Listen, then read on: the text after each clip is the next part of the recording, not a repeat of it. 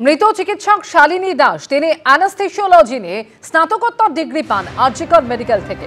প্রথম 2 বছর তাম্রলিপ্ত মেডিকেলে সিনিয়র রেসিডেন্ট হিসেবে কর্মরত ছিলেন তিনি, আর তারপর থেকে কাঁথির হাসপাতালে তিনি কর্মরত ছিলেন। অল্প বয়স থেকে রক্তচাপজনিত সমস্যা থাকার জন্য ওষুধ খেতে হতো তাকে। এমনই খবর পাওয়া যাচ্ছে আরজি কর মেডিকেলের অ্যানাস্থেসিয়া বিভাগ সূত্রে। মৃত চিকিৎসকের মায়ের দাবি যে হঠাৎই অজ্ঞান হয়ে যায় মেয়ে, এরপরই আচমকা হাতের চ্যানেল থেকে রক্তপাত শুরু হয়, দাবি করেছেন মৃত চিকিৎসকের মা।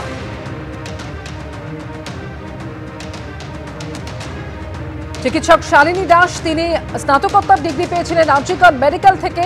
প্রথম 2 বছর তাম্রলিপ্ত মেডিকেলের সিনিয়র রেসিডেন্ট হিসেবে কর্মরত ছিলেন তিনি, আর তারপর থেকে কাঁথির হাসপাতালে কর্মরত ছিলেন চিকিৎসক শালিনী দাস।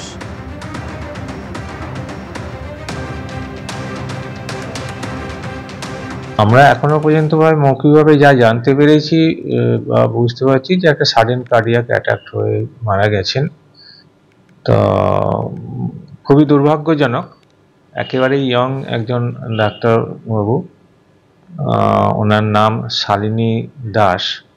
উনি সিনিয়র রেসিডেন্ট সিয়াল ডক্টর হিসাবে আমাদের এখানে পোস্টিং ছিলেন। এরকম বড় দুর্ঘটনা ঘটে যাবে এটা আমরাও কখনো এক্সপেক্ট করিনি। 2 সদস্যের একটা এনকোয়ারি টিম ফরমেশন করেছি।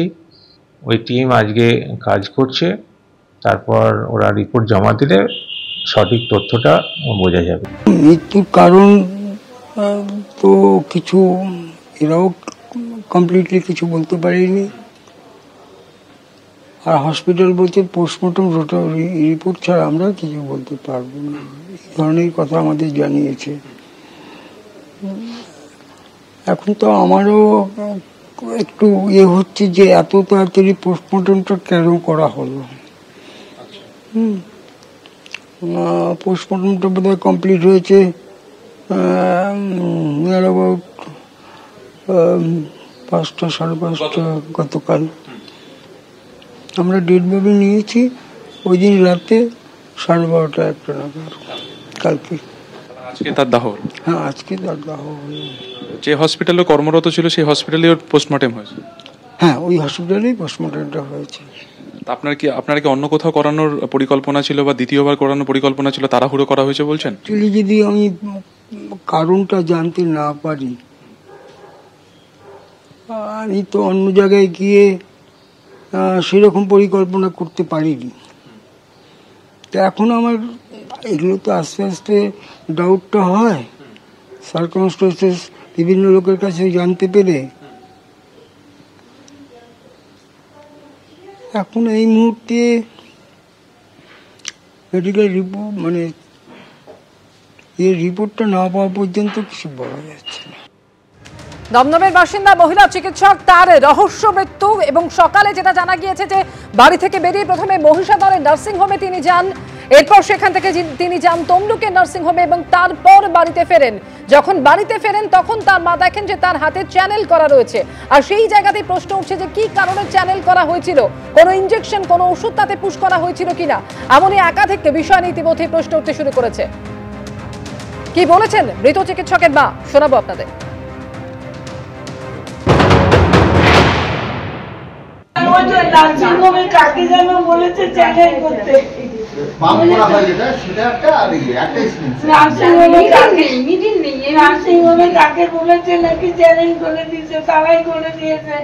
কিছু জানি না, সকালবেলা তো সুস্থ হয়ে গেছে,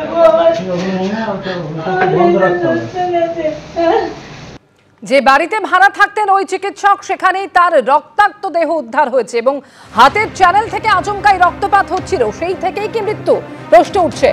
ইতিমধ্যে তমলুকের সিসিটিভি ফুটেজ, তমলুক নার্সিংহোমের সিসিটিভি ফুটেজ আপনারা দেখতে পাচ্ছেন, যেখানে এদিনও চিকিৎসার জন্য তিনি যান। প্রথমে মহিষাদল নার্সিংহোম এবং সেখান থেকে তমলুক নার্সিংহোমে যান চিকিৎসক শালিনী দাস, এরপর সেখান থেকে বাড়ি ফেরেন। কি বলছেন এই ঘটনায় স্থানীয় বাসিন্দারা, শোনাবো আপনাদের।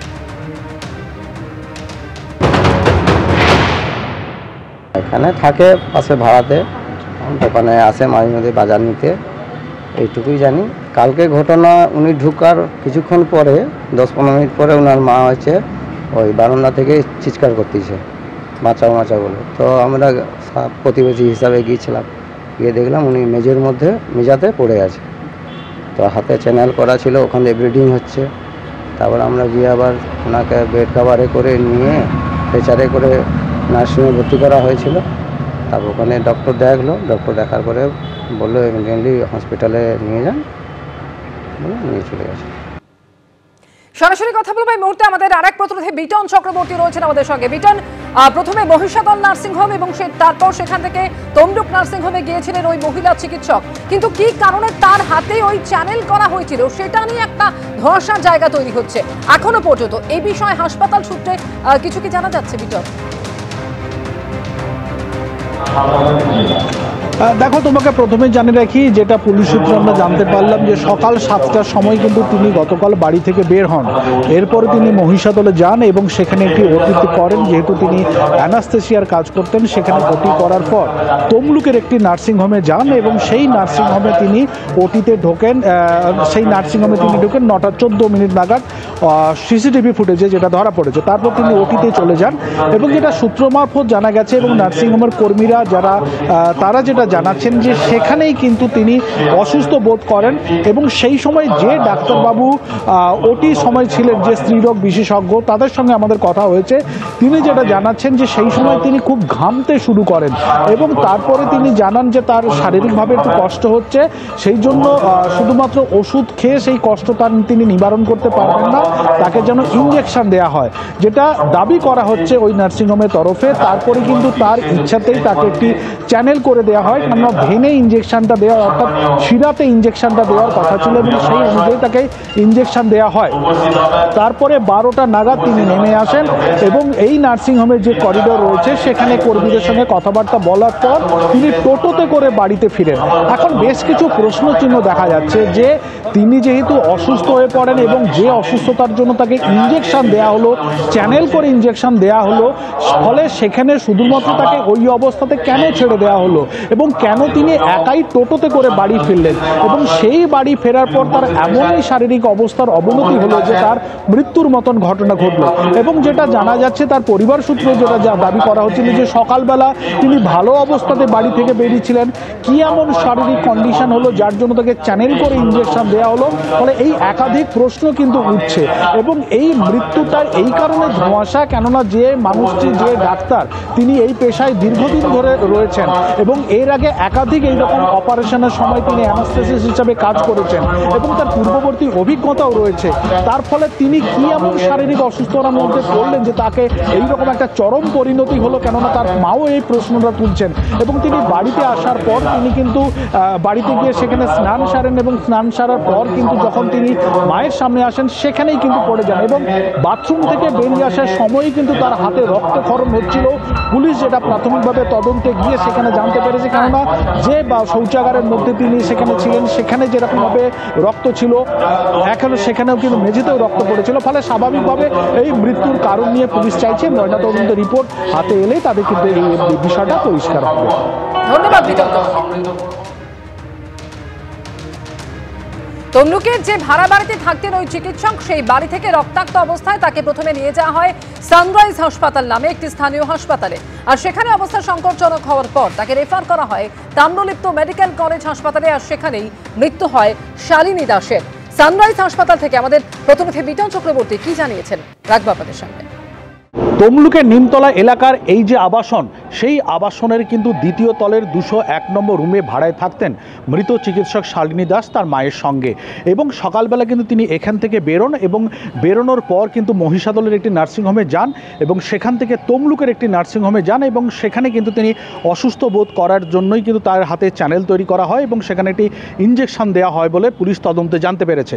তারপর তিনি কিন্তু বাড়িতে ফিরে আসেন এবং বাড়িতে ফিরে আসার পর স্নান করে বেরিয়ে আসার পর কিন্তু হঠাৎ করে তিনি সেখানে পড়ে যান মেঝেতে এবং পড়ে যাওয়ার পর কিন্তু তার যে চ্যানেলের অংশ ছিল সেখান থেকে রক্তক্ষরণ হতে শুরু করে এবং তখনই কিন্তু এই যে ওপরে যে বারান্দা রয়েছে সেখান থেকে কিন্তু এই মৃত চিকিৎসকের মা তিনি কিন্তু চিৎকার চেঁচামেচি করতে শুরু করেন। এরপরে স্থানীয় যে সমস্ত দোকানদার রয়েছে তারা কিন্তু ছুটে আসে এবং ছুটে আসার পর এই যে নার্সিংহোম সেখানেই কিন্তু নিয়ে যাওয়া হয় মৃত শালিনী দাসকে এবং সেখানে কিন্তু অত্যন্ত সংকটজনক অবস্থাতে শালিনীকে নিয়ে আসা হয় বলে হাসপাতালের কর্মীরা, এখানকার যে নার্সিংহোমের কর্মীরা তিনি কিন্তু জানাচ্ছেন। তারপরে কিন্তু এখান থেকে তাম্রলিপ্ত মেডিকেল কলেজ হাসপাতালে নিয়ে যাওয়া হলে সেখানেই তাকে মৃত বলে ঘোষণা করা হয়েছে। ইতিমধ্যেই কিন্তু ময়নাতদন্তের রিপোর্ট পুলিশের কাছে এসছে এবং পুলিশের যেটা বক্তব্য যে তারা পুরো বিষয়টি তদন্ত করে দেখছেন যে এই মৃত্যুর পেছনে কী কারণ রয়েছে। তমলুক থেকে ক্যামেরায় রঞ্জন মেটার সঙ্গে বিটন চক্রবর্তী, এবিপি আনন্দ, পূর্ব মেদিনীপুর। খুব খারাপ সময়ের মধ্য দিয়ে আমরা যাচ্ছি বলে মনে হচ্ছে। আমার ইমিডিয়েট সিনিয়র ছিল, কখনোই কোনো অস্বাভাবিক এক জায়গায় লাগেনি, অত্যন্ত হেল্পফুল একজন সিনিয়র ছিলেন, সেই জায়গাটা ছিল। যেটুকু জায়গা এখনো অবধি শুনেছি যে তার মৃত্যুটা একটু আনন্যাচারাল, কিন্তু কি কারণে মৃত্যু এইটা এখনো আমাদের কাছে পরিষ্কার নয়। কিন্তু আমি মূলত যে জায়গাটা বলতে চাইছি সেটা হচ্ছে যে মেডিকেল শিক্ষা এবং আমাদের চারপাশের যে সামাজিক পরিস্থিতি, সেই পরিস্থিতিকে কেন্দ্র করে আজকের দিনে নিজের কাছে সুস্থ থাকা, ভালো থাকা, এইটা ক্রমশ কঠিন হয়ে আসছে বলে এই জায়গাগুলোকে দেখে মনে হয়। তাই আমাদের সচেতন হওয়া উচিত। আমাদের অ্যাডমিনিস্ট্রেশন, অথরিটি, টিচার, শিক্ষক, আমাদের সহপাঠী আমরা যারা, তাদের আরো সতর্ক হওয়া উচিত, সংবেদনশীল হওয়া উচিত। আর পুলিশ সূত্রে প্রাথমিকভাবে যেটা জানা যাচ্ছে যে কয়েকদিন ধরে অসুস্থ ছিলেন ওই মহিলা চিকিৎসক, আর সেই কারণে তার হাতে চ্যানেল করে একটি ইনজেকশনও পুশ করা হয়েছিল। কিন্তু তারপর কি হলো? আচমকা 30 বছর বয়সী মহিলা চিকিৎসকের এভাবে মৃত্যু হলো কেন? পুলিশ আপাতত ময়নাতদন্তের রিপোর্টের অপেক্ষায়।